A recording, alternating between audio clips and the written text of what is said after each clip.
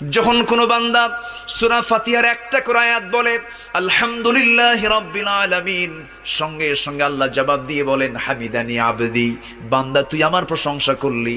আর রহমানির রহিম যখন বলে আল্লাহ বলেন আসনা আলাইয়া আবদি। মালিক ইয়াউমিদ্দিন যখন বলে আল্লাহ বলেন মাজ্জাদানি আবদি। এরপরে যখন বলে ইয়াকা না'বুদু ওয়া ইয়াকা নাস্তাঈন পর্যন্ত যখন বলে আল্লাহ বলেন বান্দারে তুই আমার কাছে কি চাস, প্রাণ খুলে চারে বান্দা। ইহদিনাস সিরাতাল মুস্তাকিম থেকে শুরু করে নিয়া ওয়ালাদ-দাল্লিন পর্যন্ত যখন বান্দা বলে তখন আল্লাহ বলেন বান্দা নামাজের মধ্যে এমন প্রেমের খেলা খেললি বান্দা, তুই যা চাইলি সব আমি আল্লাহ কবুল করলাম। ওই বান্দা যখন রুকুতে যায় আল্লাহ তখন অস্থির হন।